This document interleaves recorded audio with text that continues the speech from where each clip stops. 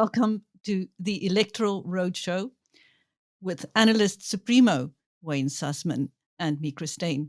Welcome, Wayne. Great to speak to you again, Chris. Before we go to last night's by-election results, let us speak about those high-profile defections from the African National Congress to the Democratic Alliance in the Western Cape. Yeah, so we are about to get into defection silly season. It typically happens when we reach the end of a local government, a period of local government. Of course, this period will end in 2026. The elections will be either late 2026 or early 2027. So I've always taken, when I was younger, I'd get very excited about defections. I think one has to be somewhat cynical, but you must always look at defections on its merit. And yesterday we saw the person who's recently the Provincial Secretary of the ANC. That is the equivalent of Fikile Mbalula in the Western Cape for the ANC. A man called Neville Delport defect to the Democratic Alliance with two other sitting ward councillors. Actually, one of the ward councillors who defected yesterday, we spoke about a few weeks ago because he won, he retained a seat for the ANC in that Bonnievale area. I mean, people can go back and watch it and listen to it. So he was one of the councillors who crossed over, and another councillor in the Cederberg municipality on the west coast.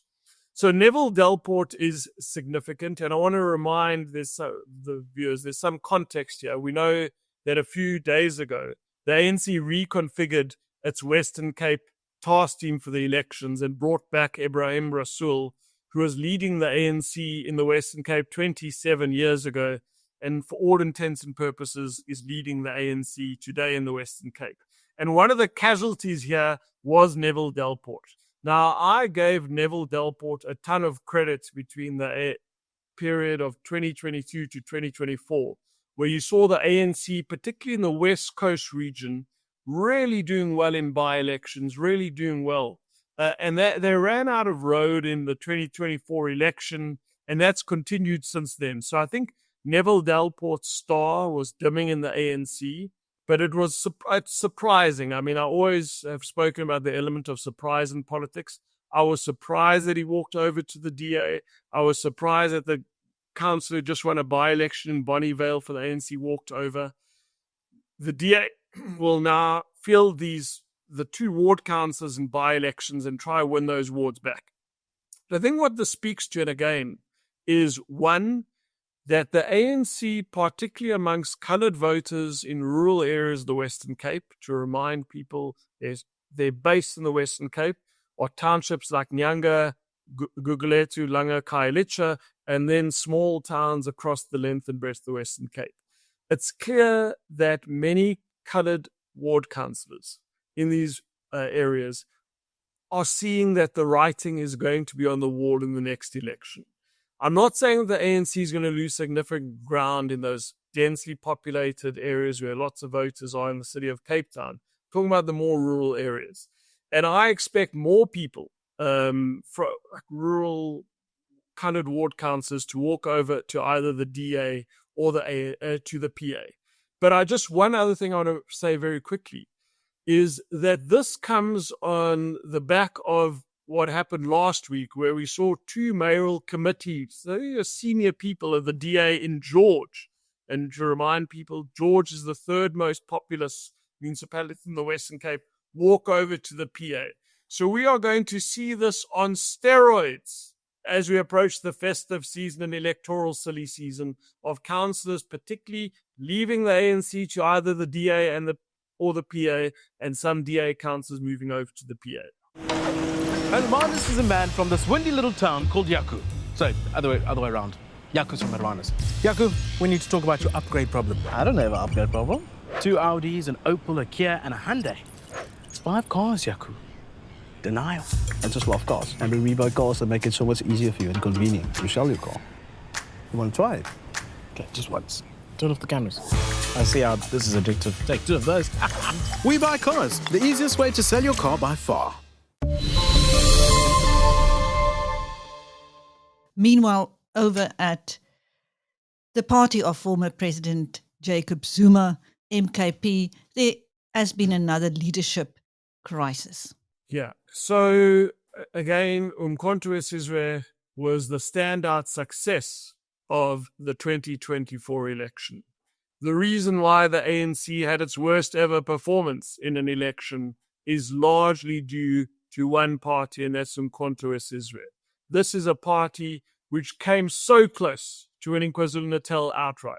This is a party we're going to move to in Mpumalanga later and analyze by-election results, which really damaged the ANC standing in that once impenetrable stronghold of Mpumalanga. This is a party which made big inroads in Gauteng.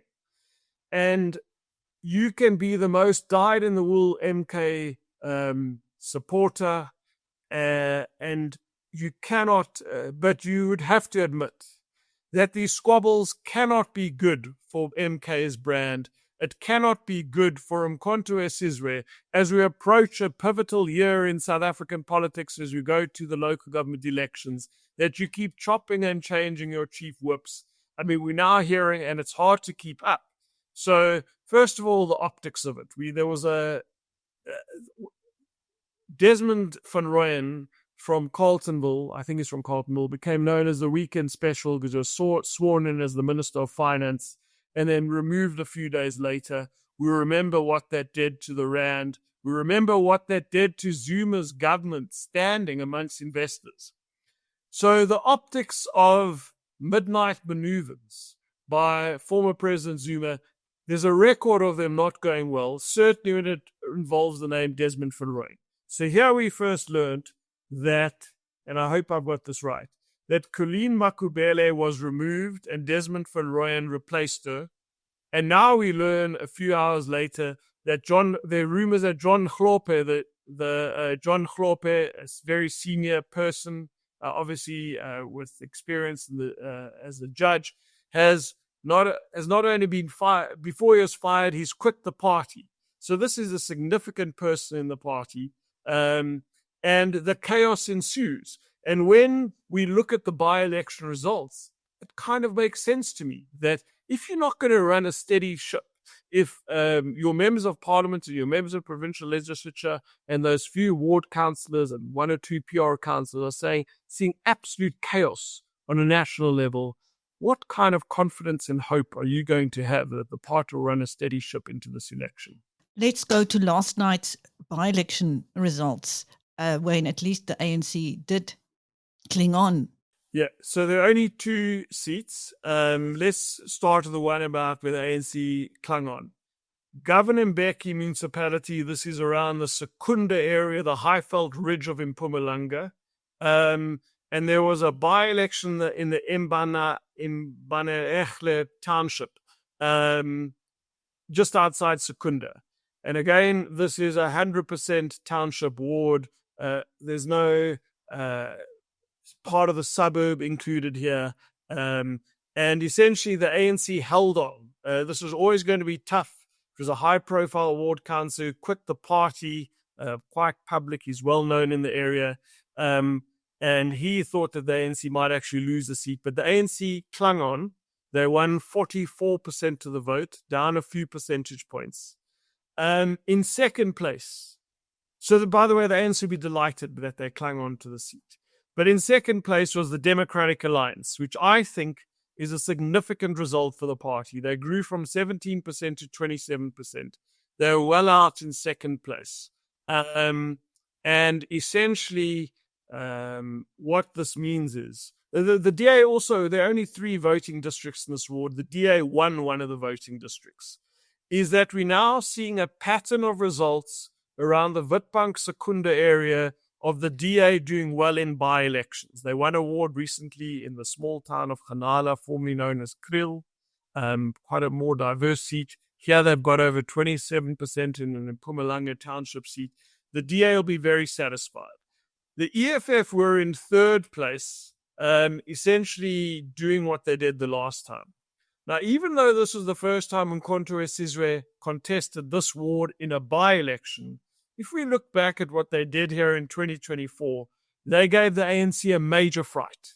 In 2024, that's about 17 months ago, they got 30%, almost a third of the vote in this township seat. What happened in the by-election? They came a distant fourth with only 10%. That is a poor result from Mkhonto Sizwe. It's a poor result in a province where they are the official opposition. So that is what happened in Mpumalanga.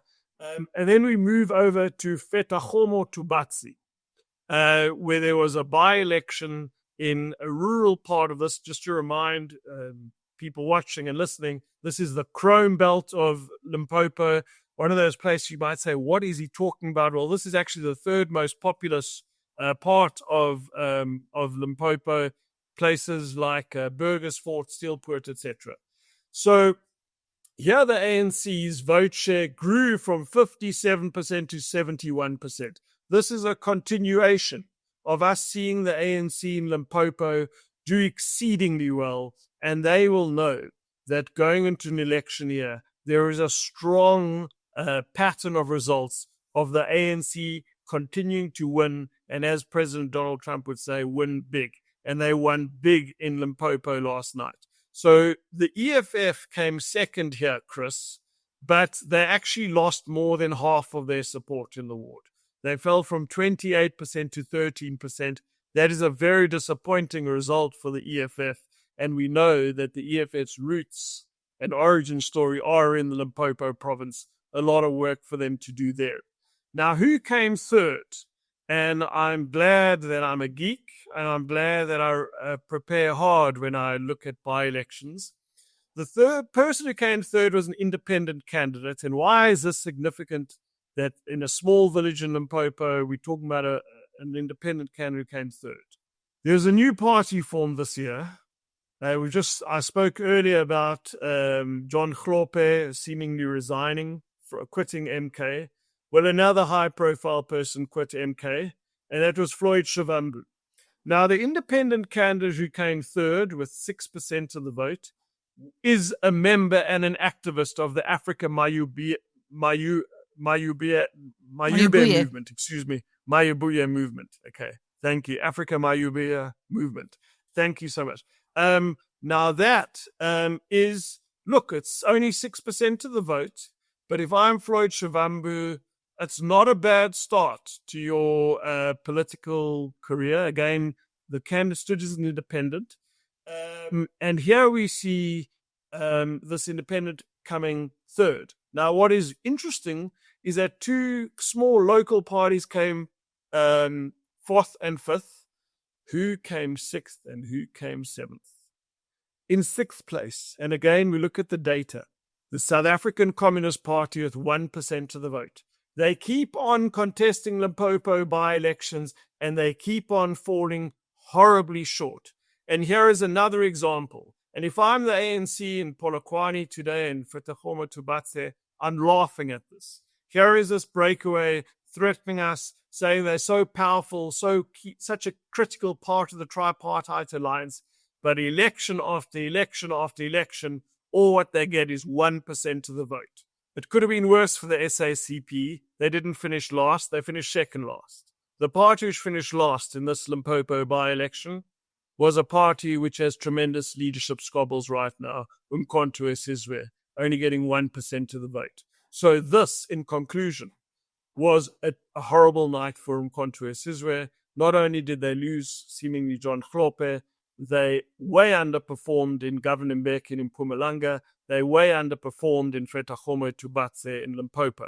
So it was a good night for the ANC. They retained a tough competitive seat in Mpumalanga. They did brilliantly in Limpopo. This is a continuation of what we see week after week in Limpopo. The DA will look at that result in Governor Mbeki and say, if we can do this in a township in Secunda, and often with respect to Secunda, it's often more like Ekurhuleni than in Mpumalanga proper. So they'll hope that they can continue to grow there. A mixed bag for the EFF, disappointment in Limpopo, staying steady in Mpumalanga, and that is the way I would analyze last night's by-elections. Thank you, Wayne. Now, the IEC, the Independent Electoral Commission, is targeting next November for critical elections. So we've got a year to go if they can pull it off. Wow, it's already November. This year is flying fast. So I recently had an engagement with the IEC. One of the things we spoke about is the concept of a free and fair election. And just to remind people that the absolute latest the election can be is, I think it's the last Wednesday of January, which is 2027, which is the 28th or the 27th. I can't remember exactly. But I don't think that is a fair date, because we know that a lot of people's January is a start of a transition. People moving to new tertiary education institutions, people moving to relocating for job opportunities. There's a lot of flux in late January. So November's a better date. And the one thing about November is, again, for tertiary institutions, the exams which are taking place. Will the exams still be taking place? If the exams are over, we'll have students have moved out of residences and moved home. So it matters a lot to me, the freeness and the fairness of election. But I think early November is better than late January.